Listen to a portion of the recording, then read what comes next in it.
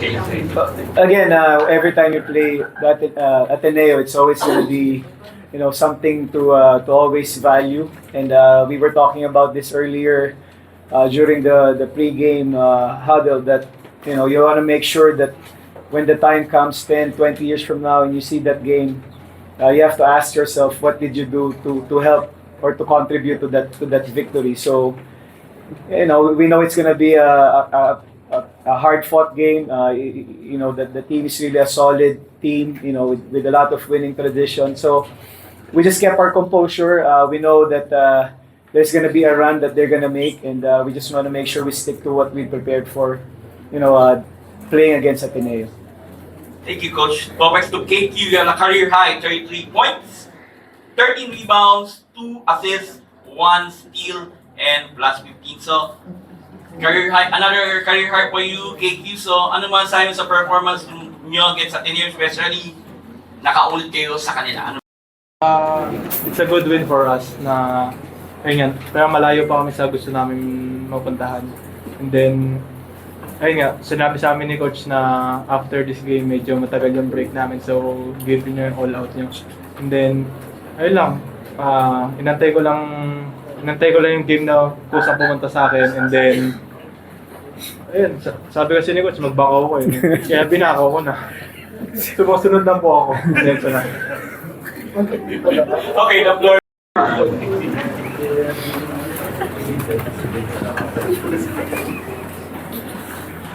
Ayun, Kevin, 10 days after setting career high nung USD 29 points, ngayon career high ka na naman. So siguro, ayun nga, alam niyo na rivalry game against Ateneo. So ano na siguro mindset mo entering into this game na, again, nag-career high ka ulit for the second time this season? Nag-stick lang ako sa system, kung ano lang yung pinapagawa, inano ko lang. Nag-stick lang kami sa game plan. And then, ayan, may mga times na medyo lumilihis ako kasi, ayun nga, may sariling agenda minsan. Pero, ayun, tulad ng sinasabi ni coach sa amin na, ayun lang, keep playing lang, keep valuing possessions, and then, ayun lang, tira mo lang, kaysa ma-turnover, tira mo na lang. So, ayun yung sinasabi sa amin ni coach. Coach, thoughts on that second career high of KQ in 10 days? So siguro, how blessed are you? How blessed is the Salle to have a special talent like KQ na ngayon 10-1 na kayo and nearing that price limit advantage? Again, we have to keep on reminding ourselves. Actually, yesterday during our mass, there was a chance that I get to see a glance of him on my right. Sabi ko parang sobrang bait naman ni Lord, binigay itong tumaman to sa amin. And I think what I really admire about KQ is the work that he puts in, and nobody on our team will question, the work that he does and setting the tone, the standard for our team. And you just have to trust him. He also knows that sometimes he's forcing it, and what I really like is he always tells me babawi siya palagi.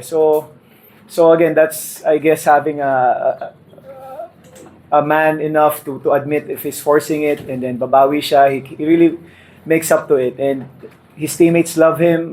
He loves his teammates, so I think that's what's really important. And talking about the journey, sabi niya nga matagal pa. We still have a lot of games to play, and ang sa amin lang is we just have to be better. We have to keep on getting better. Our turnovers are still gonna be a challenge for us, but what I like is we shared the ball 20 times. We had 20 assists. So that's what really that's one of the things that we've discussed in the pregame. And just share that basketball, make your teammates look good, and that's what they did. Jared Bahay also scored his career high today, 22 points. So siguro ano lang thoughts niyo on limiting Jared Bahay today as much as possible, but still ended up with a career high 22 points. We know that he's gonna go all out. What's important to us is if it's gonna be him, we're just gonna keep him to be the best player on that team and keep others out of the picture. And what we told our players that we want to make sure that we limit the other guys. We know Jared will always take the shot. I mean, he's getting his confidence, and we have to give it to him. The team is giving him that opportunity, just like what we are giving to KQ. So he's gonna have those kind of games. What's important is we were able to limit the other guys. The usual suspects there, like Bongo, Tuano, even Porter, and even Kun. So yun nga yung sinasabi namin, we stuck to the game plan and make sure that not everybody will have their best game. If you go into this game, meron kang extra motivation knowing na Ateneo, and ngayon na meron kang career high over them, may siguro mas okay, mas masarap pa sa feeling na against Ateneo mo nakuha.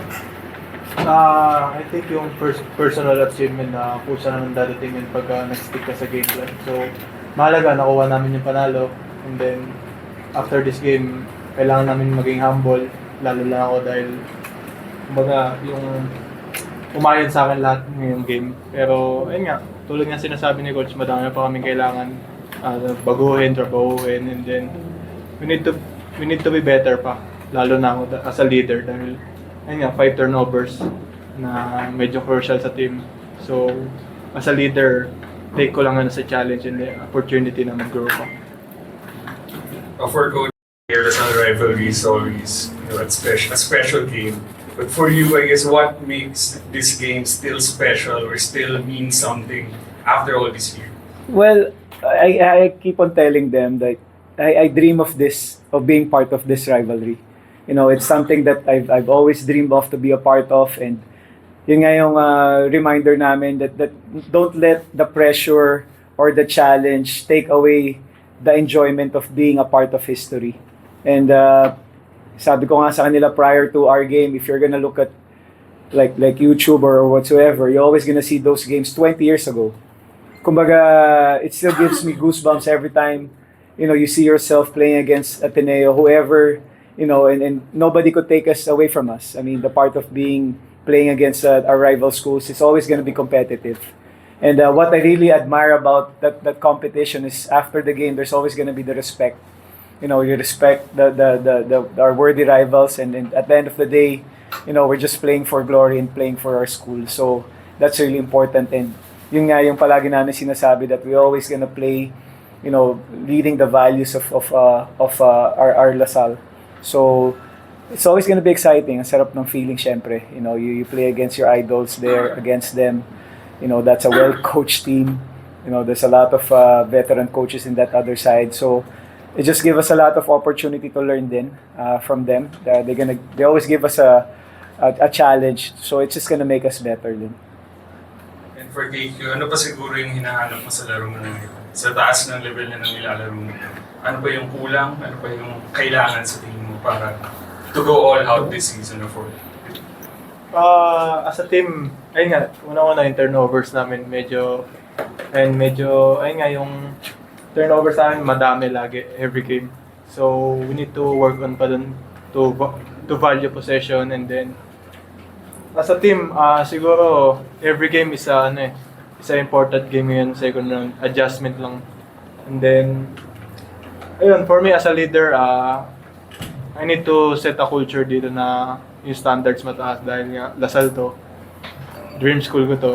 And then, ayun, nabiyayaan ako na magkaroon ng opportunity na maging leader nito. So, tinitake advantage ko lang kung ano yung kaya ko i-take advantage sa team na to kasi it's a privilege na maglaro sa LaSalle, sa big school. So, yung opportunity na ganito sa mga katulad ko, kumbaga maliit lang, kumbaga limited people lang makaka-access sa jersey na to. So, ayun, binibigay ko lang lagi yung best ko.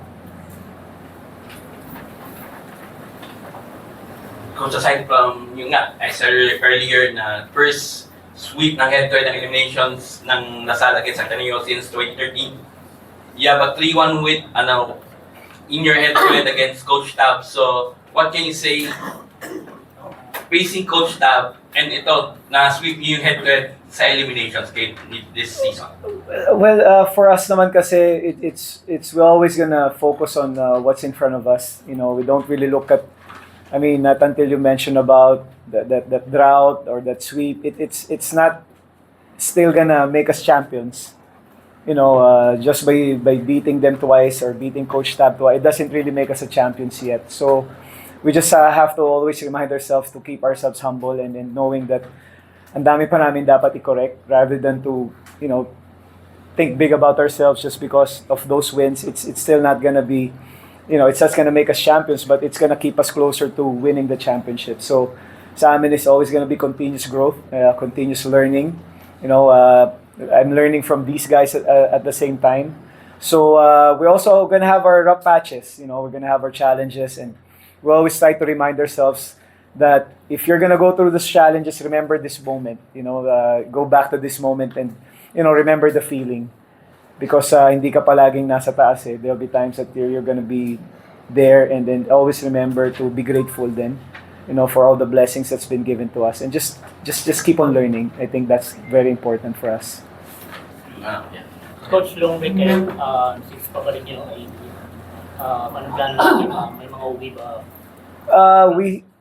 We won't be, most likely we'll be staying here. Sabi nga namin, saka na kami magbakasyon pag tapos na yung season. So what's important for us obviously is to rest for a few days and then go back, because FEU is also doing well. They're really a well-oiled machine, so we cannot really relax, and just enjoying each other's company, and being with each other. I guess that's really keeping our bond closer. So sa amin, again, sabi nga namin, matagal pa, so we cannot stop working on whatever it is that we have to work for. So napaka-importante sa amin is to really look back at this game and try to get things that will gonna make us better. KQ, next game nyo is against FPU on November 6. So, ano yung gagawin mo para, syempre, to stay in shape? Medyo, after, ito nga, yung 1 week break kayo, ito, break na naman kayo na matagal. How do you welcome itong break? Ano man? Sa wakas, ayun lang masasabi ko, makakapag-alaga na din ng bata. Dahil, ayun nga, yung break na to, it's an opportunity na makaband ko yung family ko more. And then, ayun, dahil sa long season nga, we need to check on our family and then our loved ones. And then, yung break na to, crucial sa amin dahil meron kaming SNC program ni sila Coach Migs, Coach Jello, na hindi kami pinapabayaan since day 1. So, ayun lang, pahinga lang kami and then move on to the next game kahit matagal pa. Alright, congratulations Coach Topex and